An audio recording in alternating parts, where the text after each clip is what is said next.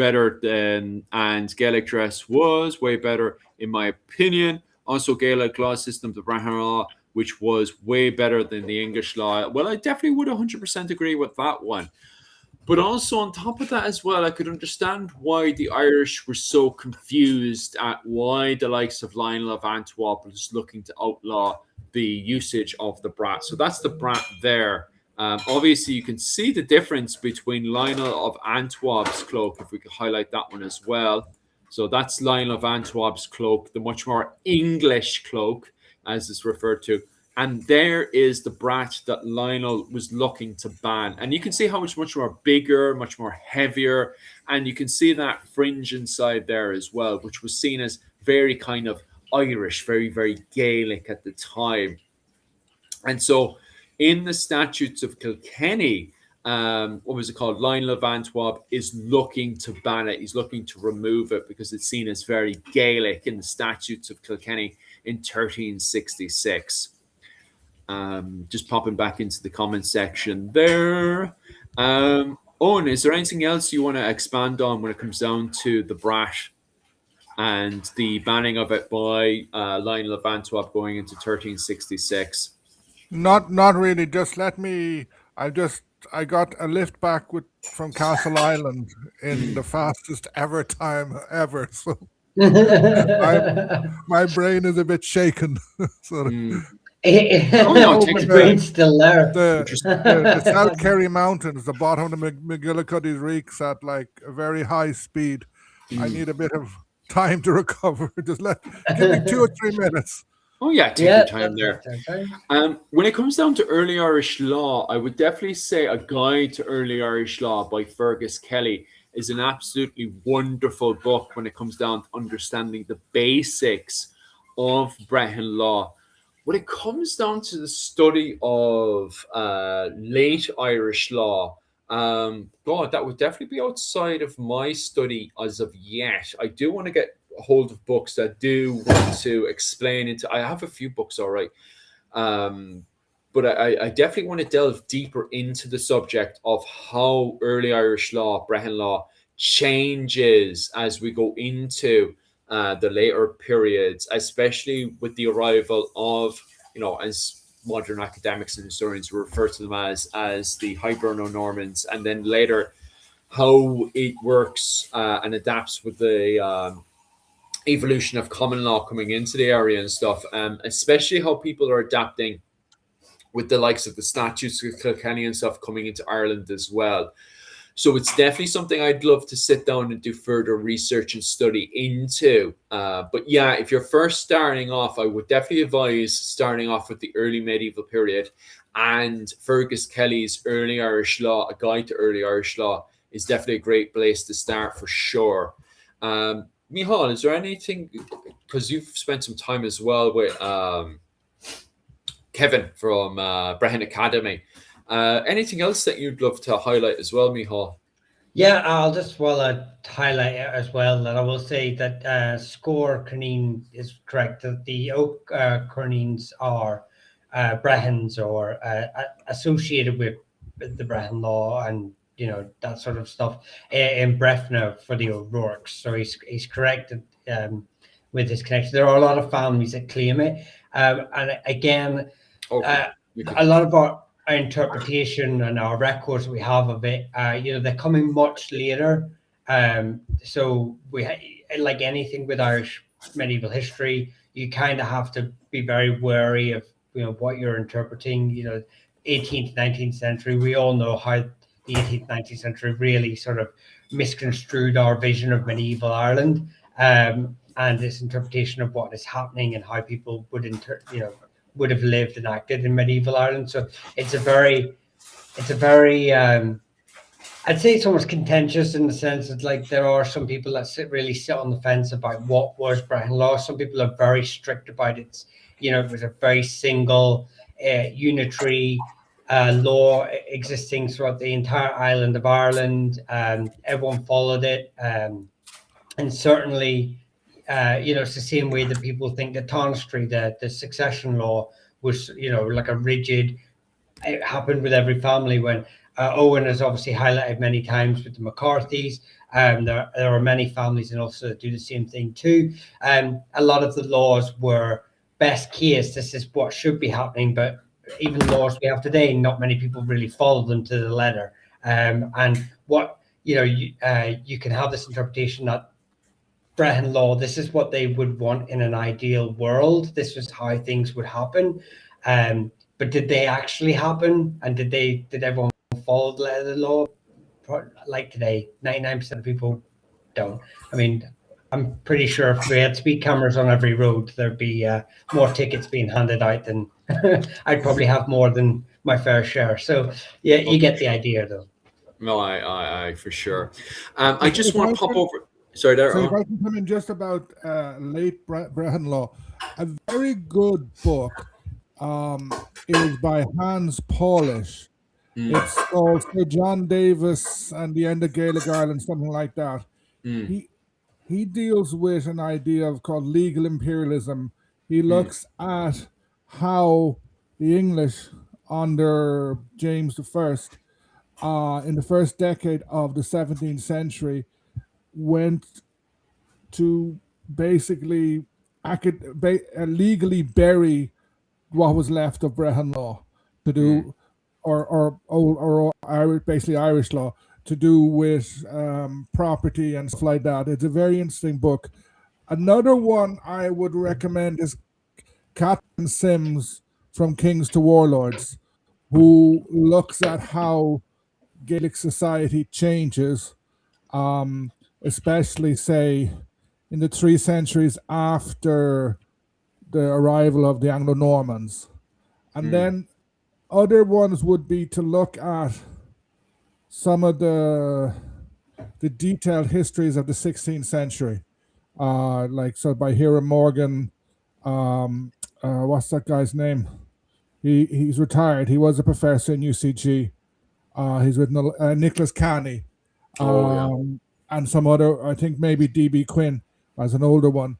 But they look at how Gaelic society actually operated, and then also Nichols. It's a bit outdated now. I think it's called Gaelic and Gaelicized Ireland, and all of them will show. Okay, a lot of them won't use the title Brehon law; they'll use other words. But again, some of what people have been saying in the comments is very idealistic, as opposed to what would actually happen. And just to change it, like the problem of any law is enforcing it. Sort of, as Michal was saying, if they're going to people will naturally speed, people will naturally walk through customs. So how do you enforce Gaelic law? And if you're a big lord, who's going to stop you? Someone would mention down there a bit about fines being imposed on the whole clan. That's not really accurate. Okay. Because I always kind of imagine it, to be honest with you, Owen, I always kind of imagined it worked like that as well.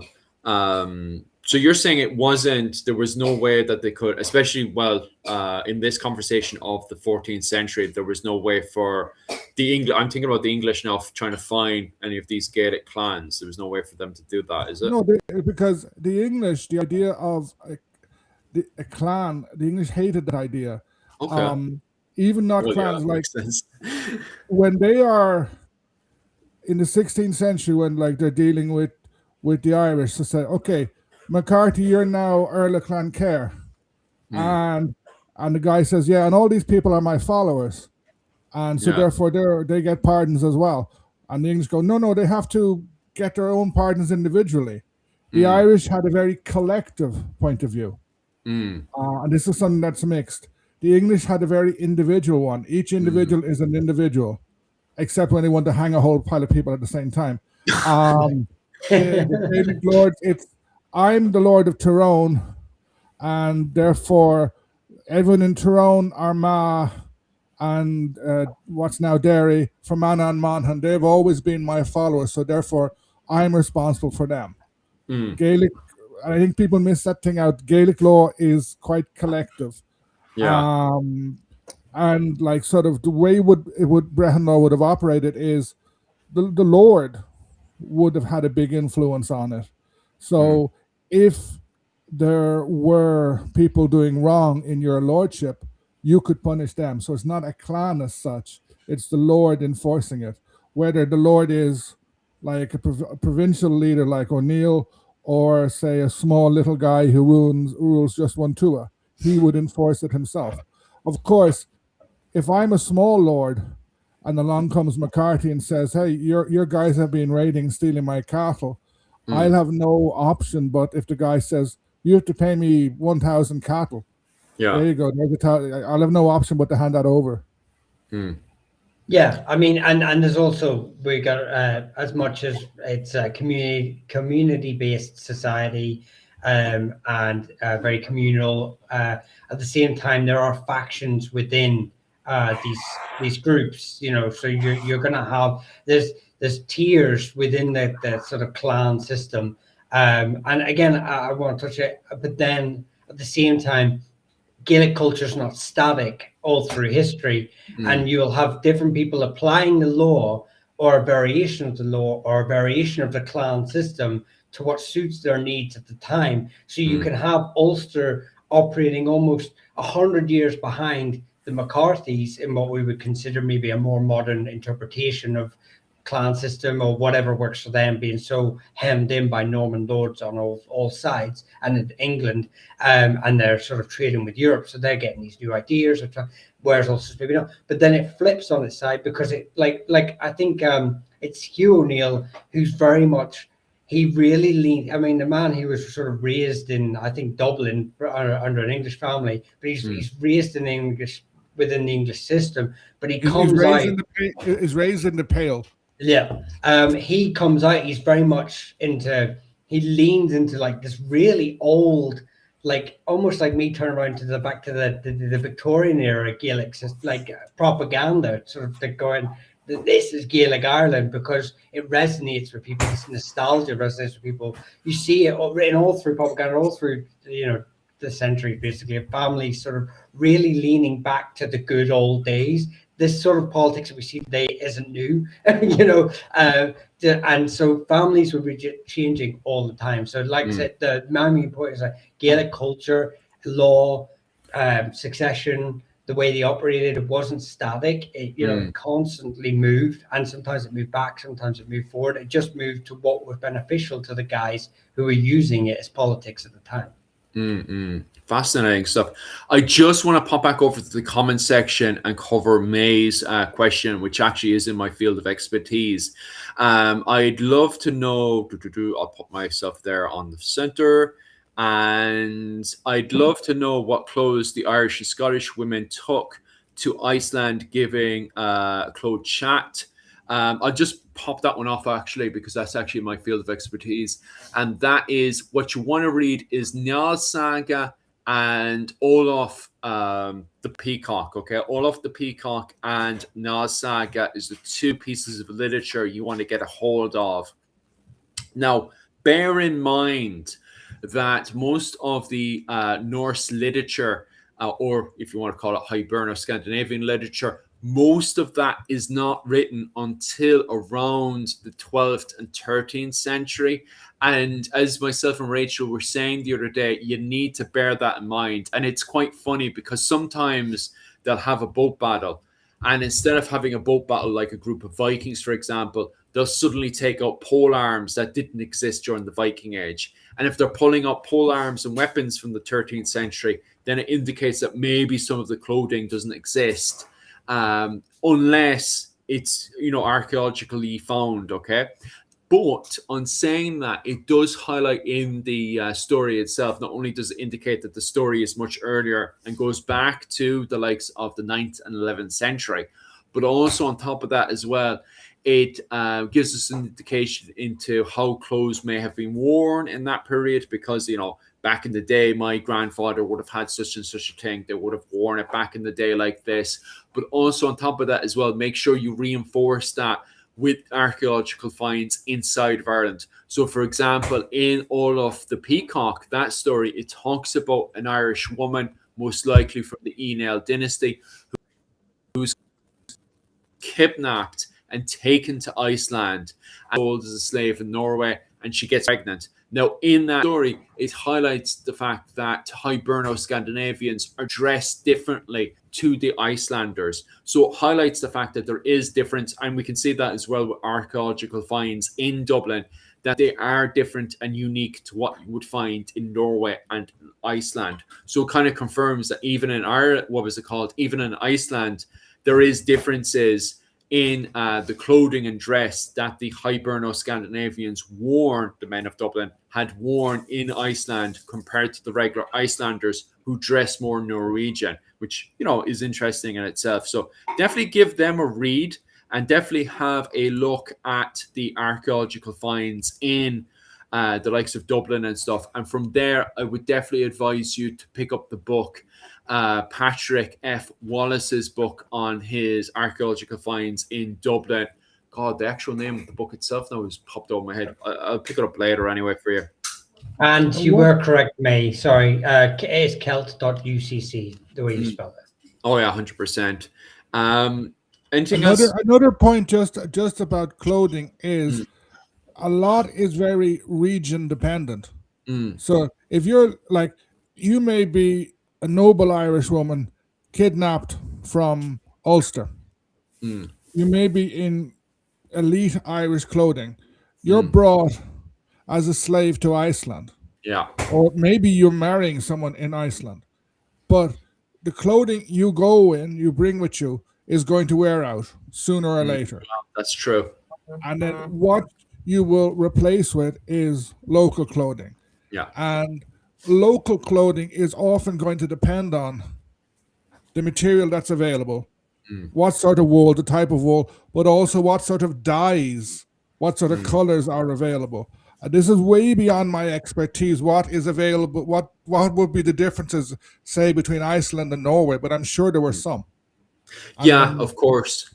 But what's very interesting in the tale, and it's going slightly off of our main topic tonight of the 14th century, we'll pull back in a second here, but what is interesting though in the story Olaf the Peacock is the patterns and designs, because the princess who was taken from somewhere around the Dublin area, she's a member of the Enel, one of the Enel princesses who's taken away and sent over, allegedly, and sent over to Iceland. And at first they don't actually realize that she's a princess, but when she's making her own clothing, it's most likely and probably applied that she's probably putting in her own patterns and stuff, which is more of the Enel, and it's highlighted amongst Icelanders, and it's kind of one of the giveaways that she's a princess.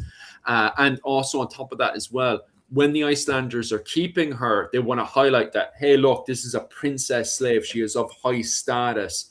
And I think dressing her in that unique clothing definitely gives it away. But on saying that, that's probably just unique to high status prisoners. If you were a peasant in the field, no one's going to care about what you're wearing. They're just going to give you local, slave clothing, and that's that. So I definitely, maybe from that perspective, maybe it depends on the status and stuff and why they're keeping you as a prisoner. Because if you're a prisoner because, you're from a very fancy land, maybe the captives want to, highlight that stuff. But at the same time, as Dr. O'Neill has highlighted there, your clothing is going to wear away and you're going to start taking on the clothing of that area.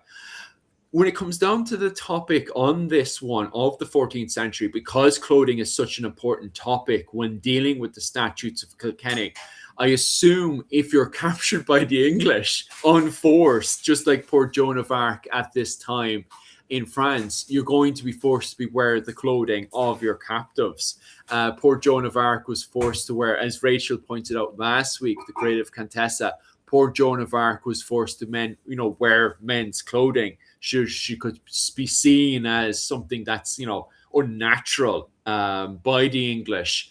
And I suppose because of the importance of the statutes of Kilkenny for the likes of Lionel of Antwerp, if you were captured at the time, I suppose you were forced to wear English clothing. Just popping back over here. Oh, right. No, Yuki's come over with my coffee, which is more important. Just getting back. Go on there. No, someone saying about the English way prefer structure. That's Ireland had its own structure too, but if you're looking at it from, this is the same problem we have when we talk about land ownership and wars and who if any Irish king ruled over Ireland and the systems that we used and all this sort of thing.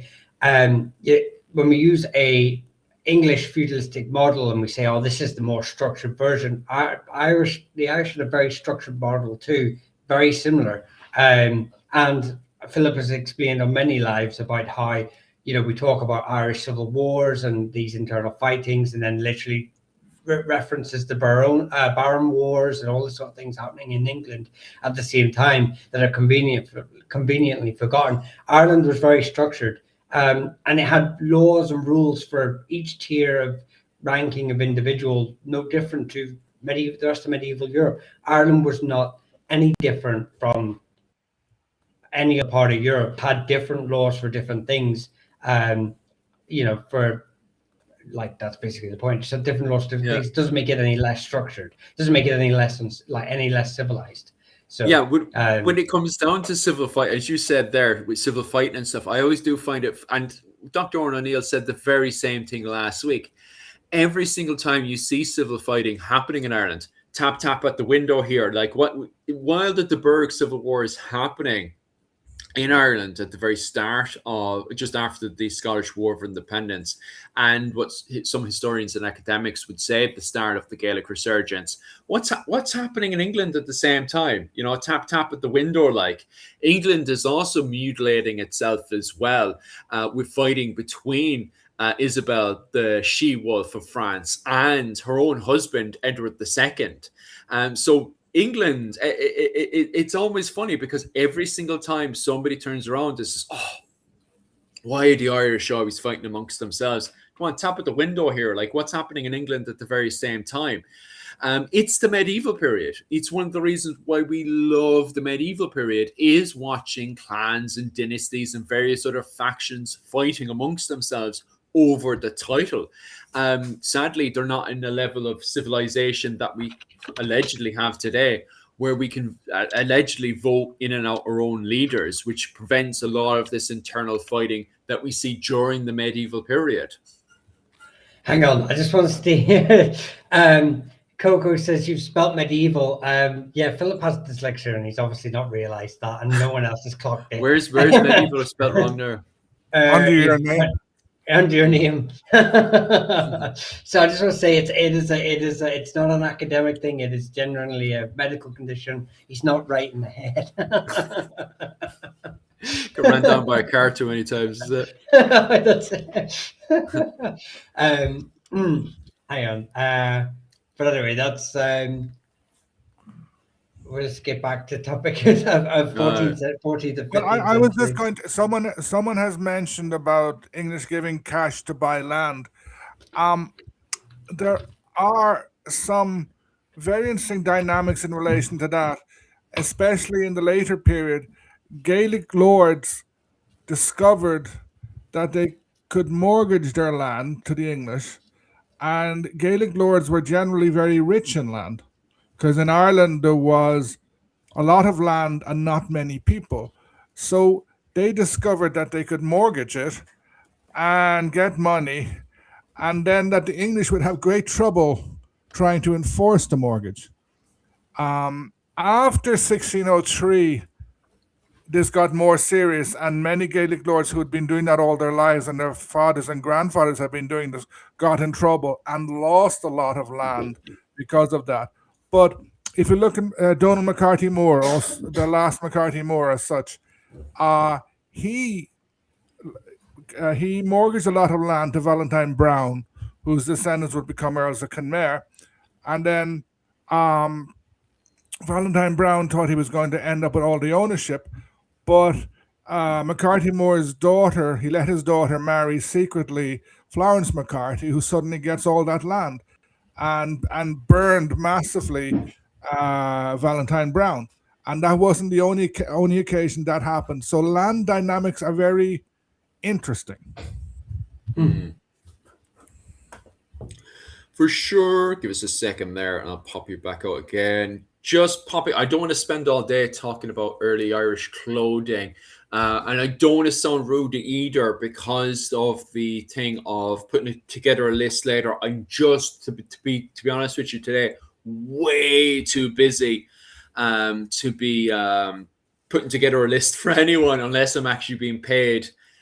Which you can easily pop over to my Patreon. You know, if you are wanting to put together any projects or anything for you, definitely pop over to my Patreon, and I have no problems making time. It's just today, geez, I have way too much going on. And if you definitely want to continue the conversation of clothing, myself and Rachel are setting up another GoFundMe on the 19th, where we plan to put together a project on 15th century clothing in Ireland. Rachel wants to put together clothing for me based on the Desmond Fitzgeralds.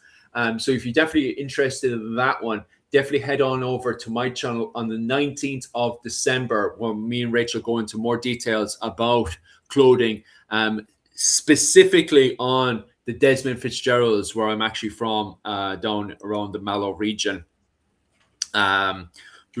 Just popping over as well, just to continue this conversation as well as we go into, because we've been hopping between the Gaelic resurgence of 1366 with the statues of Kilkenny, but also I want to highlight the fact that the time while all this is going on, the main focus, I'm still trying to pick the right kind of camera, but anyway, while all this is going on inside of Ireland as well, we also have the 100 Years' War, which kicks off when Edward III manages to scam the Italian banks into giving him a whole load of money that he never actually planned to give back. He never actually planned to give any of that money back over to the Italians. He was always planning on scamming them from the very start, allegedly. So he ends up getting a whole load of money. And with that money, he ends up hiring a lot of mercenaries, and he pretty much reforms the English military into this exceptionally good, powerful military of allegedly 30,000 men, which he brings over to France, which is made up, a good chunk of it is made up of mercenaries, all paid for by the Italian banks. He also reforms his own English levy military force inside of England into having all mostly longbowmen, because he suddenly finds out during the Scottish War of Independence, led by his own grandfather, Edward I, that the longbow is exceptionally powerful. And so he comes up with using also a mixture of Scottish tactics, comes up with the tactic of having stakes in front of his polearms. He gets a whole load of polearms, puts it in front of his main force, and then have stakes in front of them. And then on the flanks and the sides, he would have his longbowmen. So as the French cavalry would come in, they would be heavily hit by the longbows. And then as they're coming in, they would suddenly go onto the spikes itself. And then the English polearms would come in and finish off the poor French knights, and then they would slowly but surely hack them up. This gives Edward III a humongous advantage, and before long, he's slowly but surely eating up all of the territories and land. While that is also happening as well, and we end up getting a conclusion between the civil fighting that happens between the De Burghs inside of Ireland, which ends up seeing them divided into a kind of division, with the main line of the Burghs taking over Ulster in the north of Ireland. As you can see there, that's the north of Ireland. In blue is the territory that the Burghs are left with. And then it's not showing on my screen. Oh, it's not showing the photos? The last one I saw was the king, and then that was it. Oh, I don't know. Owen, can you see that picture there of yeah, map, yeah. Yeah. Oh, I can't see it. Oh, which screen are you looking at? Oh, the chat screen, the restream. Oh, live. It's probably not catched up yet, perhaps. Right. I don't know. Maybe no, I'm watching live. No, I'm watching our group. Just a sec. I'll check there. If it's working for everyone else, fine. That's fine. Let's check there, just in case, because it could be acting up on the main one as well.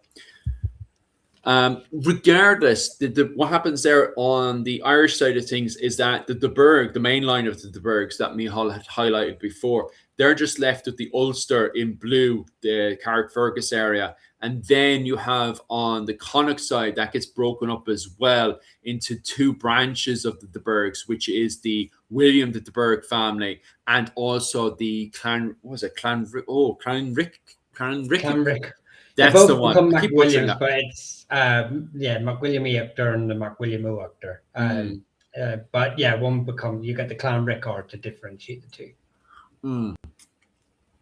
And while all that is going on as well, we also have the rise of the Fitzgeralds, which allegedly, according to the Butlers, are pushing. Allegedly, according to the Butlers, and I do highlight that, according to the Butlers, pushing to become the High Kings of Ireland, especially when the Fitzgeralds marry into the O'Brien family, which is very, very questionable from an English perspective. Regardless, it ends up Maurice Fitzgerald, the first Earl of Desmond, starts up his own little kind of Gaelic push at that point, especially then when his son ends up taking over. Garrold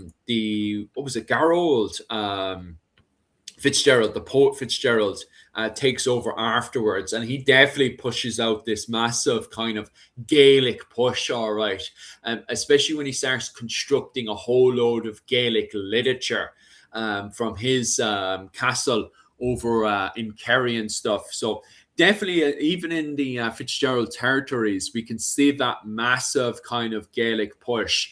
And it's very interesting that, and maybe Owen O'Neill will kind of disagree with this, perhaps. I don't know if you'll agree or disagree with this, but this is the point where you start to see much more earlier academics turn around and say this is the point where you start to see the likes of the Fitzgeralds become more Irish than the Irish themselves.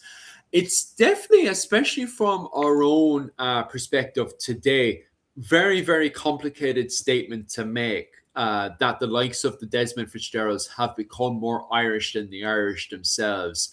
Michal and Owen, what's your perspective of that? That the Fitzgeralds and I don't know about the Butlers at this point, but definitely the Desmond Fitzgeralds have become more Irish than the Irish themselves. First, can I just show you my calendar? Yeah. I got this today. I had to go up to Castle Island, the Castle Island Castle. Oh, wow. That doesn't exist. That's a reconstruction. That's gorgeous, isn't it? It was their biggest castle. And there's a nice picture of their coat I of want that. How the hell do I get a hold of that? I went into Super Value. Super Value? No way. Yeah. Jesus Christ. I'll send you money for that one. Jesus Christ. How do I get a hold of that? That's gorgeous. Can you take the photo? Can you take photos of that one? Yeah, I bought it tonight. Just like driving my daughter up for football training. Jesus I Christ. may well be up, and I get a couple more. Yeah. They have an interesting. They have a history group there, Castle of the Island, because there's nothing left of the castle. It was the biggest, and there's three little broken bits, and they're hidden away. But in relation to more Irish than the Irish themselves, yes and no. Okay. The Desmonds and the Burkes, the Burgers would have been the most Gaelicized, but they still, leaving aside the Burkes, the Burgers, the Desmond Fitzgerald still saw themselves as English. Most importantly, they practiced primogeniture. And there are a couple of times, like the second last Earl, he got rid of his first wife, so he disinherited his first son, using some legal shenanigans. But they follow that, which is why when Hugh O'Neill in the 9 Years' War, he takes the eldest son or the grandson of the second last Earl and makes him Earl. He's called the Sugan, the roper, because he was not really an earl. Like, you don't have Gaelic lords creating earls. That's what Hugh O'Neill did. They were far from Dublin. They were far from the Pale. So, and most of the people they were over, well, at least away from the towns in Cork and etc., would have been Gaelic peasants. But they still, so they would know how to interact. It was a march area. They would know how to interact with Gaelic people. They would know how to interact with English people. But they were English. They saw themselves as English. Yeah. It's interesting though, because I was talking to Dr. Lisha Shields about it at the same time though, because of the fact that they were like, for me, in my interpretation, I definitely do highlight that they were Anglo. I know it's a modern word, but I do like to highlight that word, which is Anglo-Irish, which I see Professor Edward Curtis down in University College of Cork highlight all the time, that there were people that were kind of in between, because I know over in University Galway, Nicholas, is it Nicholas? The famous academic who always highlights that the Fitzgeralds were English. Cannon, that's the one. Canny. Yeah. He's notoriously famous for highlighting them, even from, like, you know, as it's been described like multiple times, he's kind of like the only one in the trenches running against the machine gun, highlighting that the Fitzgeralds were very, very English, from my interpretation of reading his literature. But at the same time, Professor Edward Curtis has always highlighted that that the Fitzgeralds were more kind of Anglo-Irish, that they were between the two worlds. And I suppose because Edward Curtis was my professor, that was kind of the interpretation I always had.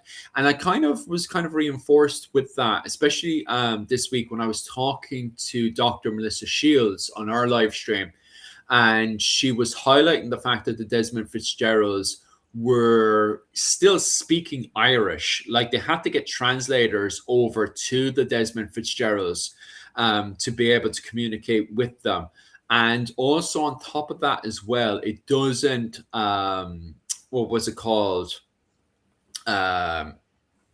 help, especially with the fact that a lot of the Desmond Fitzgeralds at this point are dressing very, very Gaelic. But at the same time, we can't ignore their interactions with the English court. They're definitely a family, from my perspective, that are not just living the Irish life, but at the same time, they're still very much a part of the English court. As I said there earlier, much more later on, you do have the likes of James the Usurper Fitzgerald, who is going in, like, they're fighting Talbot, and a lot of people would see that as a very kind of Irish versus English feud. But at the same time, when Talbot is in France fighting Joan of Arc, what does Seamus the White Earl Butler and James the Usurper Fitzgerald do? They go on a holiday over to England, which highlights the fact that they're not like cut off from England whatsoever. And as Dr. Melissa Shields highlighted this week, when I was doing a live stream with her, you have also women of the Fitzgeralds who were fully connected in the courts of England, especially later on with the Tudor court.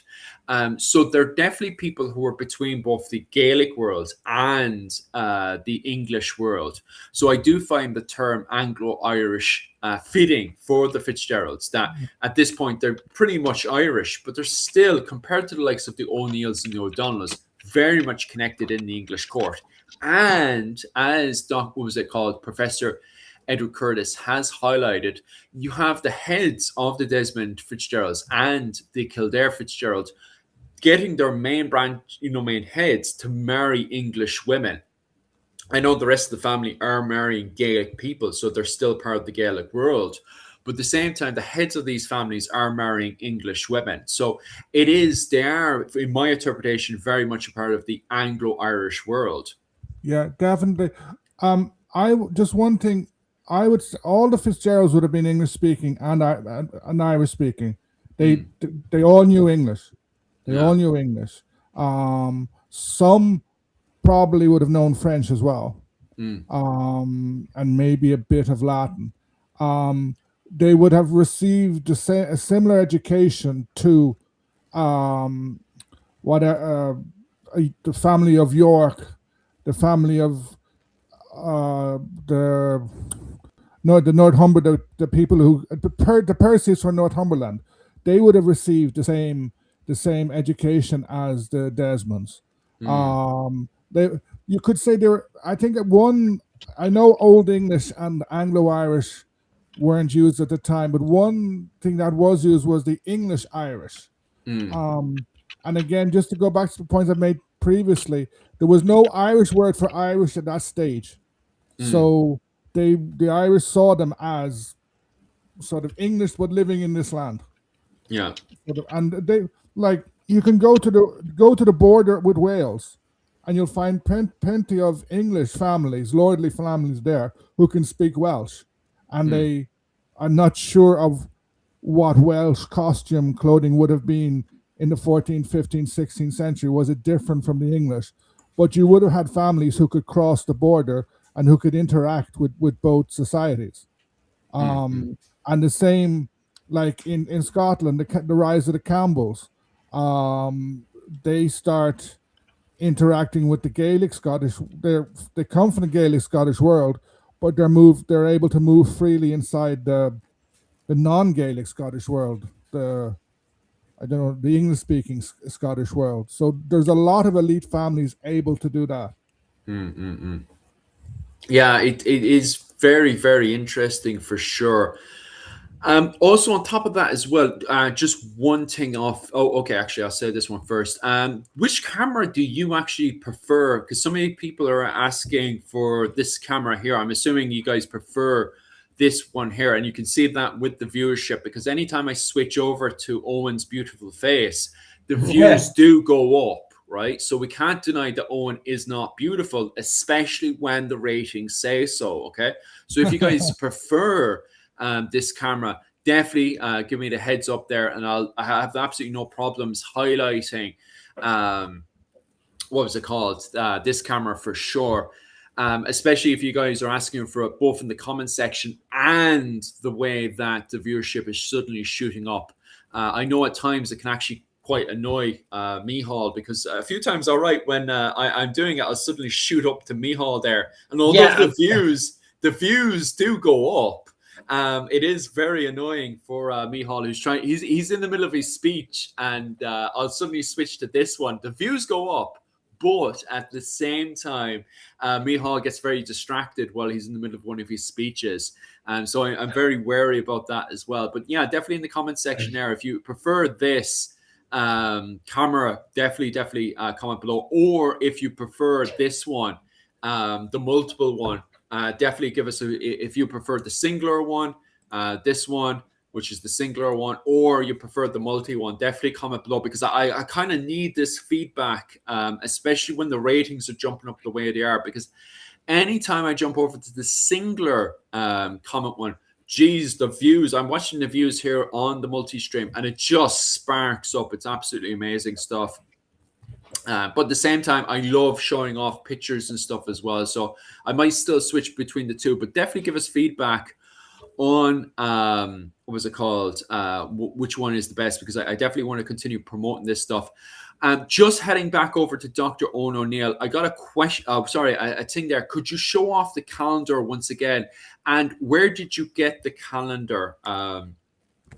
He said Super Value. No. Garvey's Super Value in Castle Island. It is by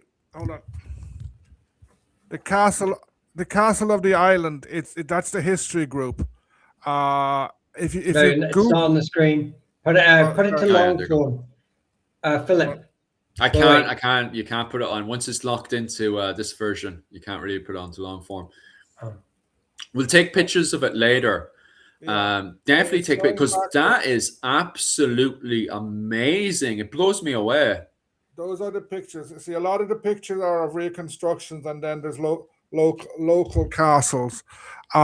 If you Google the Castle of the Island history. You'll find it. Hold on. Yeah, on Facebook, it's the Castle of the Island, and then you have www.castleislandcastle.com. And the guy's name is Robert Maguire. Sort of caveman's interested. Yeah, but Maguire spelled funny, MC Guire. All right. So he's a local historian who's kind of rediscovered the history of the castle, because Castle Island in Irish is Ilan Kerry, the island of Kerry, and the English used to call it that as well. Sort of, it's Tralee grew, although Tralee is a medieval town, it grew in importance massively from the 17th century onwards, and Castle Island got destroyed a few times too many, and declined in importance. But I'll get some pictures for next time. Oh, 100%, because God, that's absolutely gorgeous. As long as we make sure to reference it, because I definitely want people to go and buy that calendar and really support that, because God, I'd love to see more of that. And if anybody wants to buy it and pick up one for me, definitely do so, because God, I'd love to pick up that one as well. It's absolutely gorgeous. And perhaps pick up one for Michal as well. Just heading over to Jim's comment there. It doesn't look like Michal prefers it that much. I'll shoot off to Michal again. Absolutely beautiful fella. But you can't. I can't disagree with it, because every single time I highlight our faces, even Owen O'Neill, just as he was talking away there, the views are popping up like there's no tomorrow. So it is working. And then when we switch over to this again, it kind of looms around the 20. So, it is working, like, for sure. What else do we have? All the native English nobles were replaced after Hastings. So from 1089, the whole country was ruled by French nobles, making the native Anglo-Irish serfs. Sorry, Michal, we were saying there.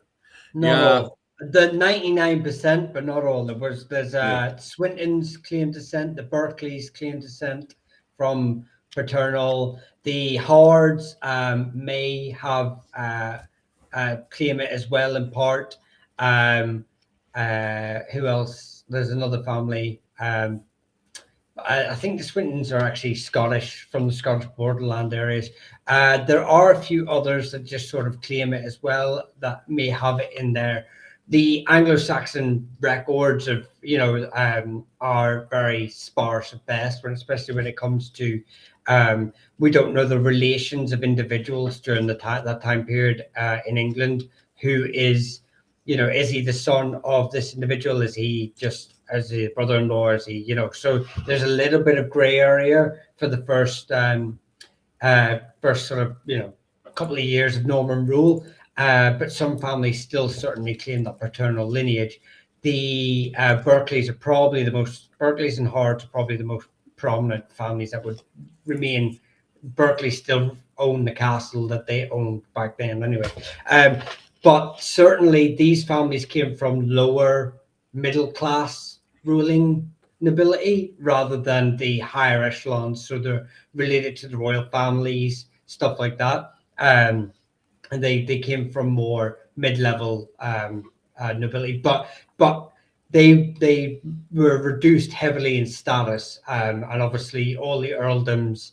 And there's it's only something like it's literally single digits the amount of families that would become like the Earls of England from the Norman conquest, and many other families who claim heritage from Norman knights who came across in 1066 are fabrications as well too. A lot of the families didn't have heirs in the male line, and many more got lost through history, so we don't actually know all the individuals who fought at the Battle of Hastings and then went on to have progeny. So.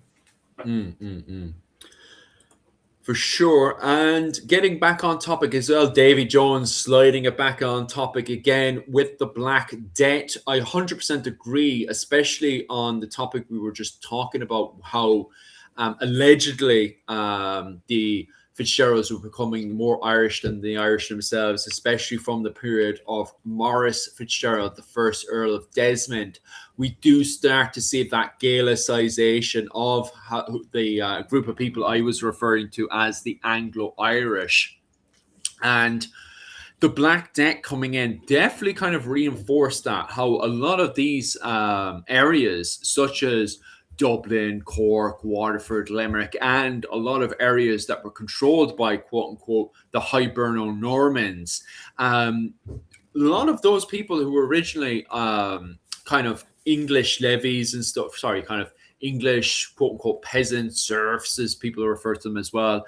A lot of them have to be replaced, and the people replacing them, from my interpretation of the literature, is the Gaelic. It's native Gaelic people that are replacing the English in a lot of those territories and stuff. And that's after the Black Death. The Black Death comes in and it hits very, very heavy those English areas because they're very, very built up, from my interpretation.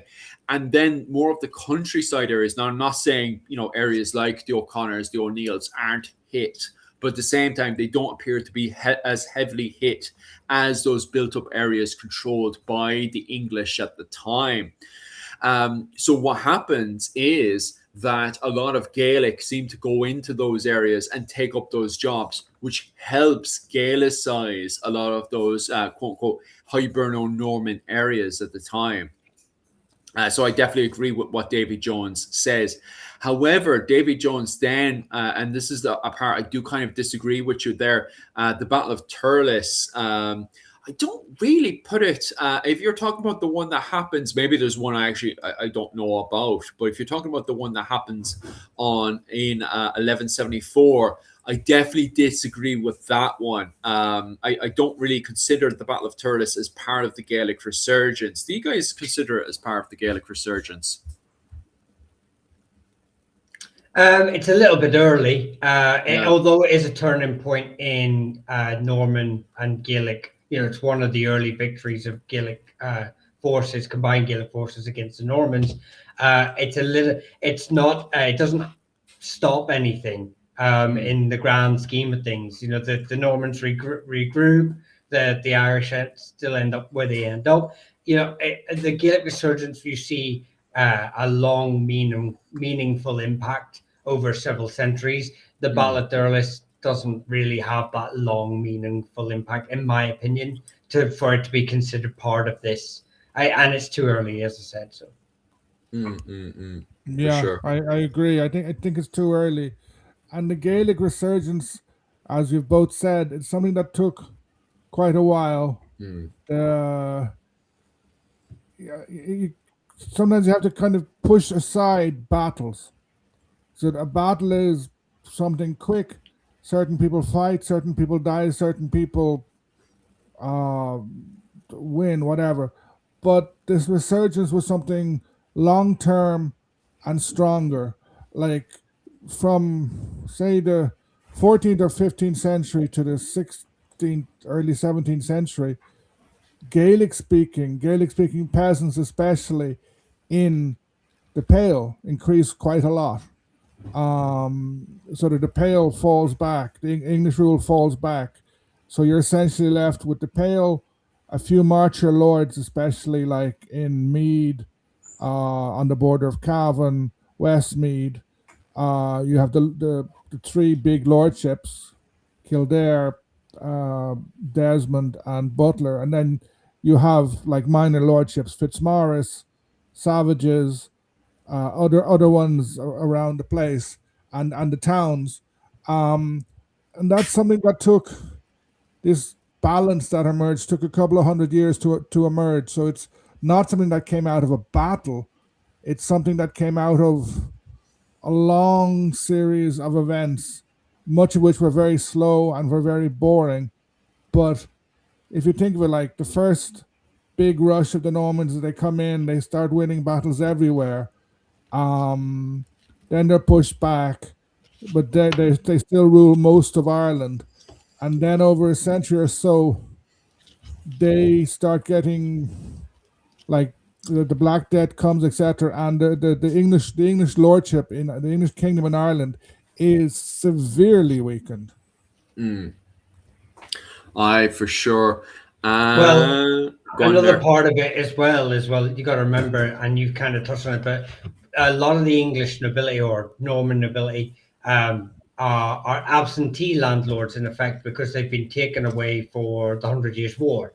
So a lot of these sort of encroachments that are happening, and all these families consolidating wealth and power and moving into Norman lordships, it's happening. It's not happening under their watch. Effectively, it's they're coming back to it after being away campaigning, etc. So they're kind of on the back foot a wee bit for a lot of it. But it is a lot of it like instead a lot of it's boring. It's cultural. It's just this adoption of families just being absorbed by Irish culture, and then sort of leaning towards that sort of side of politics, because again most of medieval Ireland and Europe relies on what can my lord protect me. If he can't, then this lord can protect me.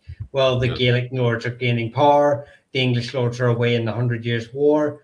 Do you know what? I'm going to become now Sean Og instead of John of wherever. So and I'm going to go and align myself with the O'Briens.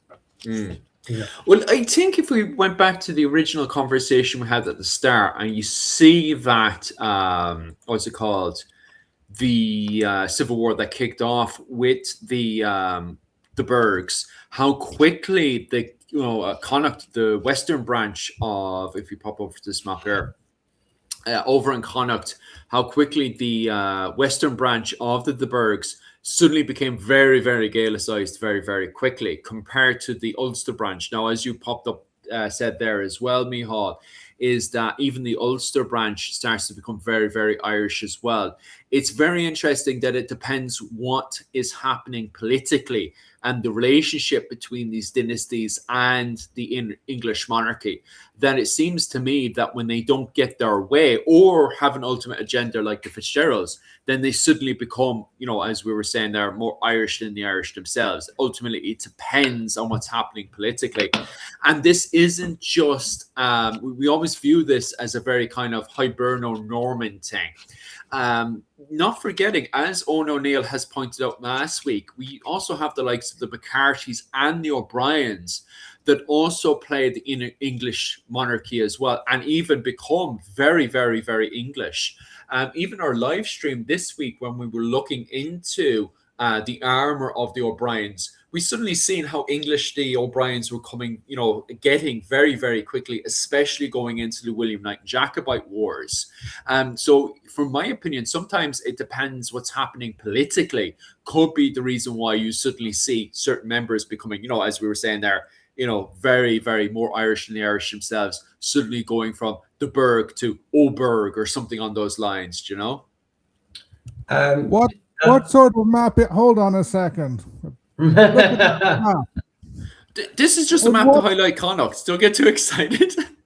In what map does Cork reach the Shannon Estuary? Capital of Ireland. Capital of Ireland. I will just say, someone said, and it's along this discussion. Yeah, I understand that, but I think they would still hold on to some sort of their identity as an individual, possibly, which is why we're saying this is an extended period. So I changed my name and I changed my allegiance, and I marry an Irish woman, and I slowly start to, my English clothes that I was wearing, they wear out. My Irish wife makes me a brat, starts to go like that way. But the thing is, I'm rearing my children. My children are being reared by my wife. They're being reared within the clan system, within her family network. They become Irish. Then the next generation, this is the gradual process we're on about. And this is why the Gaelic resurgence, when you talk about it, you're talking 1350 to 1500. It's a gradual thing. So yes, as a Sean Og, as I said earlier, who was originally John of Leicester, yeah, I would probably in some capacity retain this English identity, or but it gets watered down. And it's almost like you, as an Irish American, should really understand this, because your cultural sort of what you identify as culturally Irish, maybe quite possibly, isn't really what we are like here in Ireland still to this day. So there's a gap, you know, and you're not just you, Jim, but individuals like yourself actively trying to hold on to that Irish identity. But this imaginary Sean Oak is not holding on to it because it's not to his benefit to hold on to it. He's not living in the English-speaking world. He's not living under English protection, so he's not trying to retain it. So that gap widens even more from the, you know, what would be considered an Irish American today, as my example. Just a warning to the comment section. If I was to put Dr. Owen O'Neill get him to do a live stream of playing him a video game of any Irish medieval video game, I think he would have a heart attack and die, to be quite honest with you. I have the comment section there requesting that you play Crusader Kings. And I think if you were to play Crusader Kings, oh, Jesus Christ, I think you'd die. I think you would literally just keel over with a heart attack with the complete abuse. No, I just saw the map and I said, hold on, Cork. And I noticed, because I saw Kira there earlier, there didn't seem to be a Mayo on that map. And the Pale was going deep into Ulster. Sligo is massive. Well, to be honest with you, I just kind of wanted to quickly highlight Connacht for the Berg Civil War. And this is the map that they're actually using in Crusader Kings to depict the Berg Civil War. So I was just like, well, we could quickly use that. It was just an hour ago. I was just like to myself, oh, I'll just chuck that in there. I wasn't really thinking too much about Cork's sudden expand. I didn't even notice that Cork had taken over the place. I swear, as a Cork man, I didn't do that intentionally. Then if you look at Desmu and Kerry, it's eating a huge amount of Cork. I think that map is designed to cause fights in Ireland. But to be honest with you, Owen, when it comes down to Crusader Kings and their depiction of Ireland, I think you're down to dying of a heart attack even before, because it's meant to be a game that's more based on the political side and the family side of things. However, Crusader Kings has never been able to understand king groups in Ireland. Like their brains, they always try to approach Ireland from a very English interpretation. And then a lot of followers of Crusader Kings, when I read their comments, they're very much like, well, why can't the Irish be English? And I'm like, because none of these regions are centralized. So yeah, I can already see Dr. Owen O'Neill having a heart attack. So we'll quickly move that map on. We'll put up a nice picture there. There you go. Anyway, what was my original? Where was I pushing this conversation next before I end up almost killing Dr. Owen O'Neill live on stream as well? Oh yes. Think of the views. Yeah, well, at least we're getting the viewership did go up, in fairness. While Dr. O'Neill was starting to have a heart attack, I was starting to move because we were talking about because of, you know, between the Black Death and these various lower, you know, barons such as the Fitzgeralds and the de Burghs were starting to become quote unquote more Irish than the Irish themselves. Eventually, Lionel Vantuop, who gets involved with the de Burgh Civil War as well, he brings in the Statutes of Kilkenny in 1366. And what they are is a whole load of laws that are enforced in Ireland, which are meant to kind of divide and pull away the likes of the de Burghs and the Fitzgeralds away from Gaelic Ireland and start making them be English again. You know, stop dressing Irish, stop dressing like this, as we can see here in this picture here. This is exactly the kind of dress that Lionel Vantuop was completely against in 1366 when he brought those laws out. And furthermore, he wanted to stop the likes of the de Burghs and the Fitzgeralds from playing Irish games, from speaking the language, from even getting onto hobler horses and riding these horses like the Irish, with no stirrups on, because the Irish could just hop on and off of a horse, and they were trained to do so because they were very much involved with the cattle raiding culture at the time. From my understanding as well, I don't think Lionel of Antwerp had seen cattle raiding, and I think if he did, he'd probably have a heart attack, to be honest with you. But the laws seem to be very, very anti, galloping around with no stirrups on, galloping around more like an Englishman on an English horse with English stirrups on. That's the kind of Ireland, Lionel of Antwerp wanted to see. He didn't want this Gaelic Ireland whatsoever. However, it does not work the way that Lionel of Antwerp thought it would work. And what we end up having is the Gaelic, not just the Gaelic pushing over and retaking all this territory, but we also start to see a lot of these characters, such as the Fitzgeralds and the De Burghs, kind of going very kind of independent, semi-independentious, away from the English crown in many ways, I suppose, and start doing their own thing. They're kind of in a very, very funny situation. Is there any way that we can kind of expand on that thought? Ooh, but that's me. Hall jumped out the window. He's had enough of it. just one point about the statues of Kilkenny. You alluded to it. They're not aimed at the Gaelic Irish.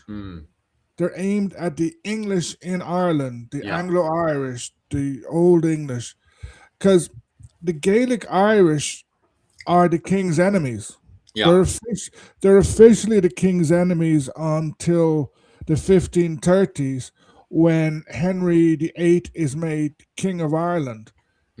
Under that act in I think it could be, it's 1534 or 1531. Everybody in Ireland is made a subject of Henry. Before that, it was divided between the subjects and the king's enemies. The Gaelic Irish were officially enemies. They were outside the law as such. They weren't protected in a lot of instances by Irish law. Of course, there's a huge interaction. There's trade, there's marriage, etc., labor, but the Gaelic Irish are excluded. So and another point, I think it was a slip of the tongue. You said the statues of Kilkenny were enforced. To me, they weren't enforced. They were enacted, and they were a complete failure. Yeah, they didn't manage to stop the Gaelicization of many English, which was something out of necessity, because these English families were in a Gaelic world. Yes, they, like Butler, Desmond, Kildare, they were very powerful, but if they went out to pick up the newspaper and some milk and sausages, they'd have to ask for them in Irish. Yeah, yeah, definitely, for sure. Now I've got the weirdest image in my head of the local boys going down to your local shop to pick up that calendar there, for sure. What was it called? But then it brings us into this kind of strange situation as well, because I do fully agree that it was like Lionel of Antwerp's intention was not. And by the way, at this point now, when we go up to 1370 and stuff, Lionel of Antwerp ends up getting himself poisoned. He ends up making way too many enemies, never mind in Ireland, but also overseas as well. And they end up poisoning him, get rid of him. But it's interesting in the fact that, and this is definitely another conclusion that we can see with, I'm looking at his book here, but I can't see his name, is the book Richard II and the Irish Kings. And in that book, it does also highlight exactly... Darren McGettigan? That's exactly it. That's the book. And in that book, it highlights exactly what you said there, that the original intention was not against the Gaelic Irish. But it's funny, after the death of Lionel of Antwerp, and as we get into Art MacMorra Cavanagh's Gaelic Resurgence from 1370 to 1420, it's interesting that he was very affected by it, because of the fact that he did marry an English woman. Her name literally just on the side of my head. It'll come back later. But he did marry an English woman.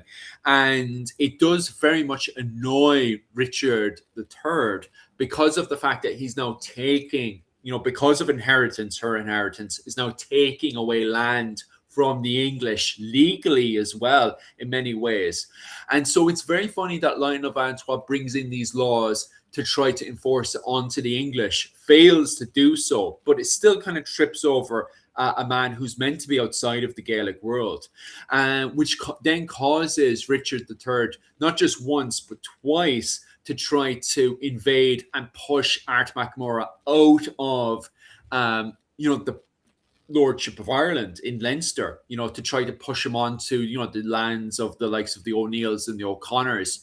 That is very, very, very interesting. And in fact, it leads to Art MacMurrough then having multiple successful campaigns. No, don't get me wrong. Richard III is very successful in his first campaign in Ireland. Okay, so I'm not saying that, Art MacMurrough Covenant's completely successful. Richard II. Punish myself there. Yeah, you're right. Richard II, who comes in and first time around, successfully beats Art MacMurrough Covenant. The second time around, he's completely wiped out of it. His campaign in 1399 is completely hammered by Art MacMurrough Covenant. And Art MacMurrough Covenant does win a series of massive victories, even goes in and sieges important English castles and captures them from the English. And then in 1370, goes up to Dublin and actually takes the Black Rent from the men in Dublin at the time, from the Pale, which is also very, very interesting, very important in itself. Is there anything else you guys want to elaborate on when it comes down to the massive topic that is Art MacMurrough Covenant? Okay, I wanted to talk about Richard II. Because as far as I know, after Richard II, the next English monarch who comes to Ireland is James II. When the English would say he's no longer monarch, the Irish would say he is, and then William III. So Richard II, he comes home from Ireland the last time and he gets booted out. He gets deposed. And this creates a kind of shock, a long-term shock in English ruling circles about do not get bogged down in Ireland. No other king goes, or queen, in part because then they're bogged down with the War of the Roses. But Philip II in Spain is facing this big, huge revolt in the Low Countries, Belgium and the Netherlands and Luxembourg. He saves what's now Belgium and Luxembourg by creating a royal court. Marrying his sister and her husband are sent as sort of sovereigns to Brussels, and they create a court. If Elizabeth had done something similar, or Henry VIII, if they had gone to Dublin, even for a while, they could have had a big impact. But one of the reasons they don't is the lesson of Richard II. They're kind of scared. They're just like an English king going to Ireland is bad news for that English king in England. It's this long-term shock that it takes, that it's only at the end, the end of the early modern period has got over, and like William comes to Ireland to fight James, to fight for the crown. And then I think the next king to visit, or it's actually a queen, I think it's the next one who comes is Victoria. I think that's it. Yeah, you're right there. Like, okay, I suppose after the whole Gaelic resurgence, and we end up having Art MacMurrough Covenant poisoned in New Ross in 1420. After that, where is he? Jim O'Neill highlights, is there any point where we start to see peace and calm starting to come down? I would say that compared to the violence that we had seen during the period of Art MacMurrough Covenant's push in Leinster, and that whole Gaelic resurgence push between 1370 to 1420, I think once James the Usurper Fitzgerald, I'll push up another slide there, takes over between Seamus the White Earl Butler, with Seamus the White Earl Butler controlling the Irish Parliament as Lord Deputy of Ireland, I think there's a level of relaxing down. Now, don't get me wrong, I still see a level of skirmishing, cattle raiding, and fighting between the English to a certain degree, between Seamus, the White Earl Butler, and Tolbert. So I wouldn't say it's 100%, life is great in Ireland, especially between 1444, where things are somewhat calmed down to a certain degree. So that would be definitely my thing to what Jim O'Neill was saying earlier. Is there any point where this starts to calm down and relax? And I think the main reason for that is because the main attention then turns back over to France again, So the main fighting itself is kind of mostly focused on France, especially between Tolbert and Joan of Arc. But at the same time, you definitely see the Irish, the members of James the Usurper Fitzgerald and Seamus the White Earl Butler still going between. It's not like they're suddenly just click the fingers and they're becoming more Irish than they're Irish themselves. They're kind of going between the two worlds in itself, and eventually even Butler goes back in bed with the English again against James the Usurper Fitzgerald. So it still seems to be very, very complicated even in that era.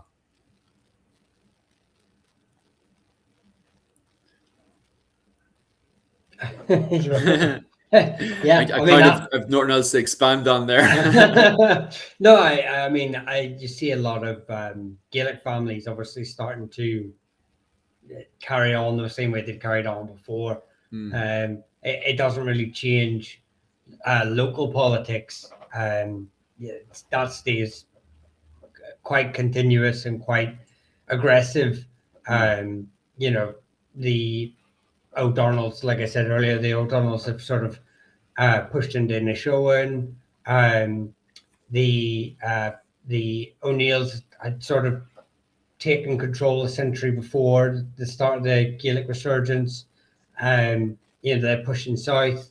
A lot of families sort of lose power, so they start to try and sort of regain it again. So it doesn't really change on a local level, but if you want to refer to on a national level, I definitely see it, calming, a status quo rather than a calming. Just back to the status quo of small land disputes and cattle raiding and stuff like that. So yeah, you could also say that nowhere in Europe was really peaceful before the end of the 17th century or the 18th century, because everywhere you have low-level conflicts between aristocrats, between nobles, or between important nobles and the crown. Like in the 1640s, you have the Fronde, which is a series of rebellions in France of nobles against the king. It's only at the end of the 17th, 18th century that you have strong states that are able to impose some sort of control and stop this fighting. Like there would have been, since the emergence of the Gaelic culture and its destruction in 1603, there would have been constant fighting among elites. But how, like cattle raiding and such, or minor battles, how much of that affected the peasants in the field? Because these people doing the cattle raiding, they didn't really. The peasants in the field were doing important jobs. Yeah, they were growing the food to feed the guys who could do cattle raiding and fighting against each other. It wasn't a very destructive warfare. That the warfare, in comparison with warfare in Elizabethan times or warfare in the 17th century. That would have been true in a large part of Europe. Granted, you had some things like coming up to the Battle of Agincourt, the English army were doing, there's a word for it, they were basically going out and burning everything, annoying the French. You had some stuff like that, but most local conflict was quite localized. Yeah, it definitely is a turning point after the death of Artemis Covenant when he's poisoned in New Ross, and then suddenly, to be honest with you, I think it's mostly down to the politics that's happening in both France and England because God, where I think between 1440 and 1444, there's definitely a period where everything's starting to relax down in Ireland, but at the same time England, like we talk about, like why can't the Irish, stop fighting amongst themselves? It's funny how like this is a point where the Irish kind of stop fighting amongst themselves, especially when, surprise, surprise, the Butlers and the Fitzgeralds can get along for a change and actually rule the Irish Parliament as Lord Deputy. But at the same time, England is completely broken and divided, under the reign of Henry V, as you can see there with the movie The King. Not really, now granted, not really the best depiction of Henry V, but at the same time, it does give you that tiny little sense that at the time you're dealing with a high conflict. The only problem with the movie The King is it has a very old-fashioned interpretation of the 100 Years' War, that it was a war that was fought between France and England. Not the case in reality. Henry V, and pretty much at his time, what was left of his military was really insanely fractured. He's dealing with massive rebellions in Wales. He's dealing with huge rebellions in the north of England. He's barely holding into his own territories in the south of England, with constant nobles flaring up left, right, and centre. And then the reason why, Henry V is able to invade into France and exploit the situation is because France is facing the exact same problem as well, with all these civil wars kicking off left, right, and center. One of the biggest ones is fought between Paris and Burgundy at the time, fighting over the crown of France. So even in France, huge, massive civil wars kicking off left, right, and center. So it's very funny, just as Ireland is starting to get nice and relaxed and comfortable, England and France, that is not the case whatsoever. Why can't you turn around there and say, why can't England and France stop fighting amongst themselves? It's quite funny people don't bring up that, and especially people have. I mean, that film, like it tries to, like you said, it tries to turn it into almost like this nationalistic war of like nations, when actually it's just a dynastic feud between two warring houses. No different to the conflicts happening in Ireland, effectively. And again, it just reiterates that point that Ireland is this backward, constantly fighting amongst themselves, and this barbarous nation. When it is, but it's because it's no different to the rest of Europe. Everything like that is happening in Ireland is happening in Europe. And same with Scotland. I mean, you've got them at this time in about 1400. You've got the MacDonalds coming across and settling Antrim, and that brings a whole new level to Ulster politics. That would almost seem to have long-term effects. But I agree. It's I would even go as far as to say it's about 1500 that you start to see the end. That's why I use the end of the Gaelic Resurgence there, because then you have the Battle of Knockdoe, you have the Battle of Slieve with the MacDonalds and McQuillans, Quillans even. You've got loads of really big battles in the early 1500s that sort of just start to kick it all off again. But obviously these embers start at the end of the 15th century rather than starting at the beginning of the 16th. So I definitely agree with it tying down and lowering down, but at the same time I feel like a point needs to be raised that how people interpret that war, the 100 Years' War, and not apply it to Irish history as well, in the sense of like everything that you're seeing is happening in Europe as well. It's just I think a bit narrow-sighted. Yeah, you could say that the main difference between, like, the main thing that was different about the Battle of Agincourt and the 100 Years' War was Shakespeare. Like, the Battle of Agincourt got brilliant propaganda from Shakespeare.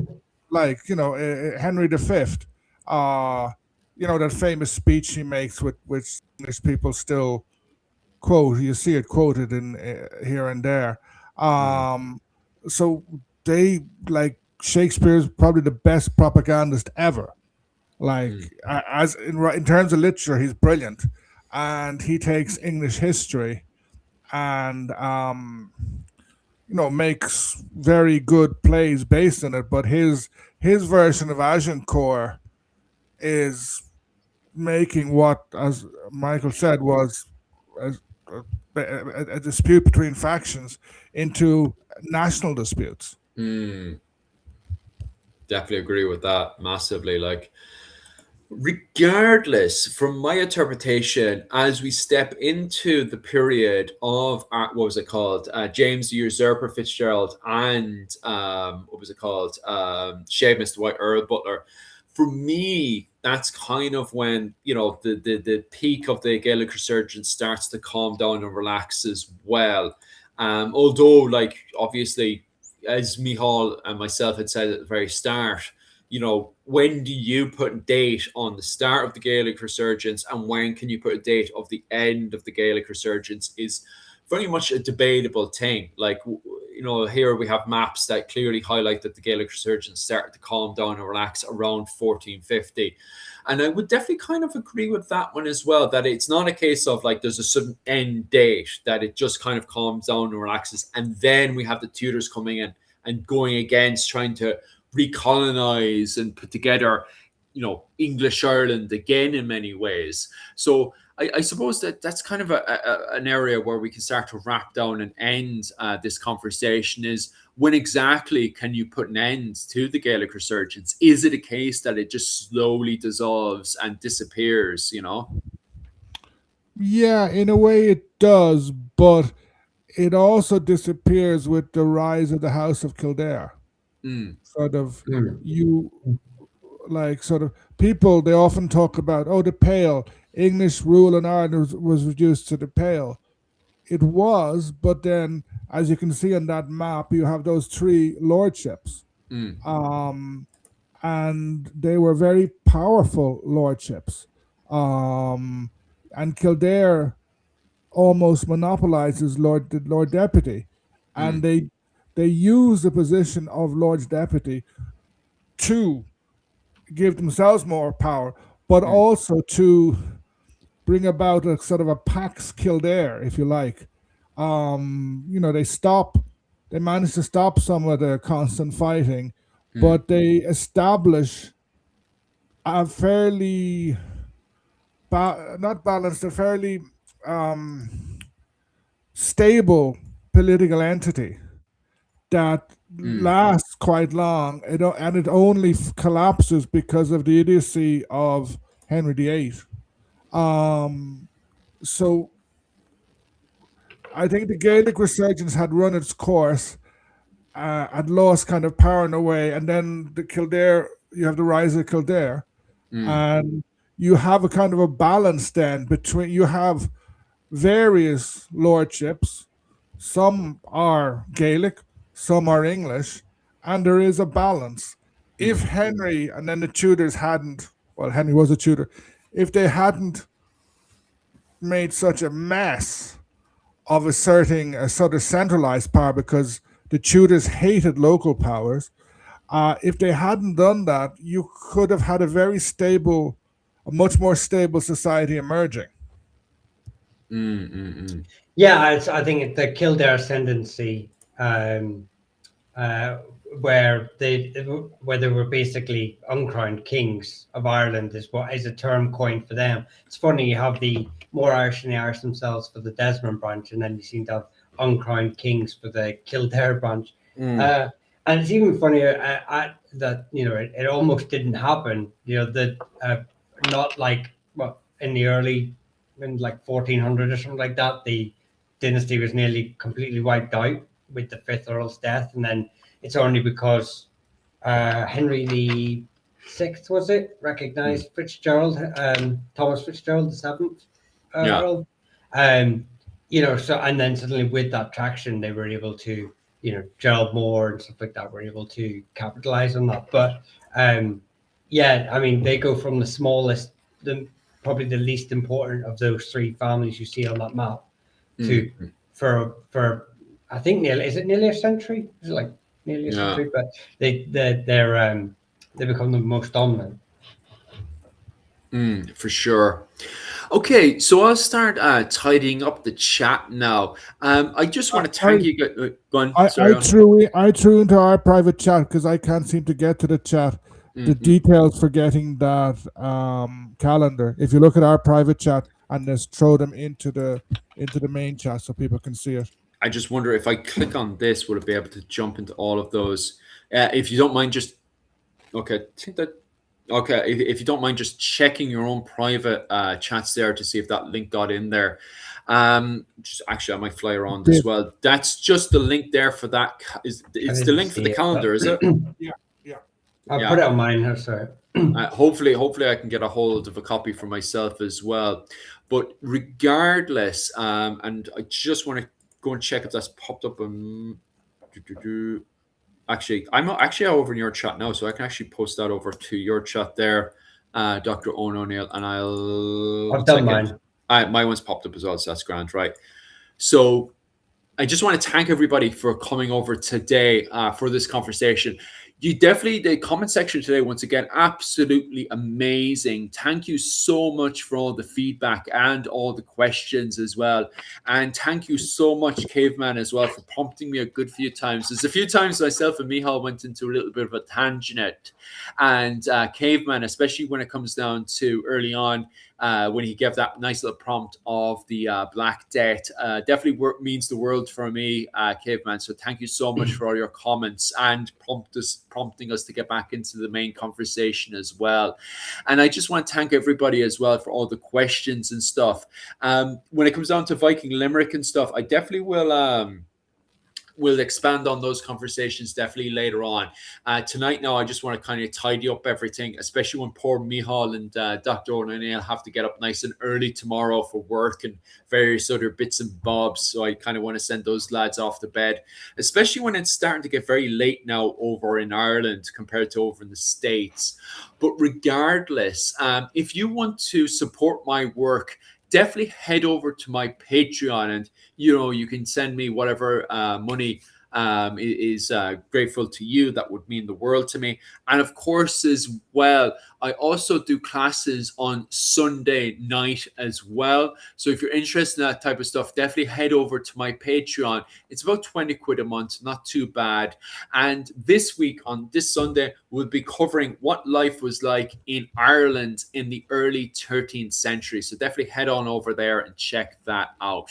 Also, next week as well, on the 19th, myself and Rachel will be doing a live stream as well, where we'll be covering clothing of the Desmond Fitzgeralds in the 15th century. So we'll be putting together clothing to do with the 15th century and doing a little GoFundMe to try to see if Rachel can put together some clothes and make some clothes for me as well.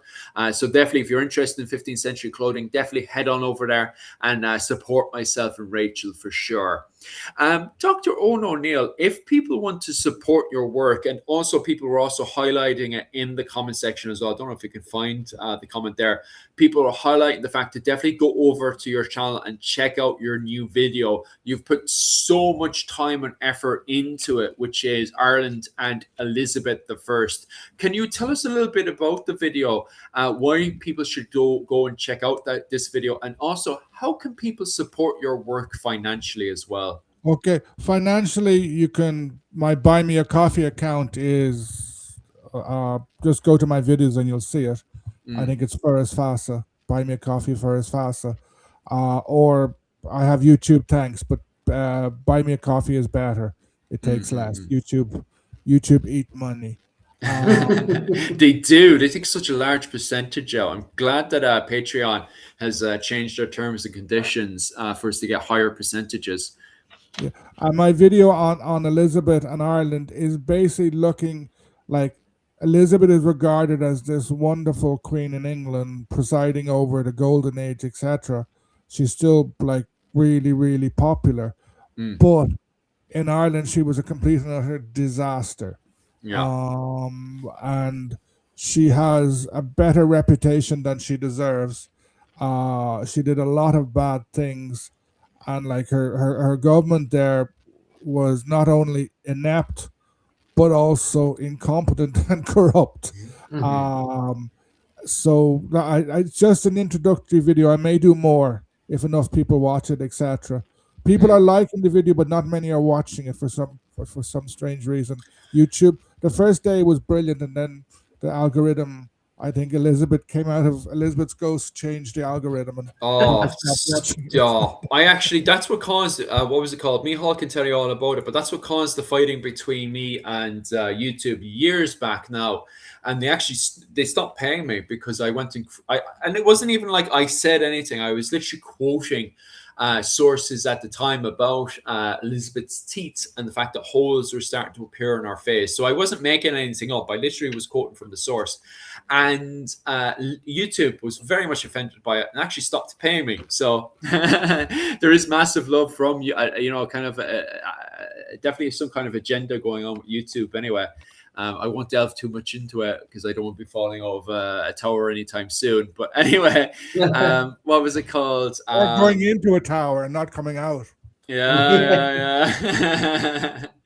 But regardless, when it comes down to YouTube itself, it's gone very weirdly enough, because we go onto YouTube to watch videos, it's gone very anti-videos these days.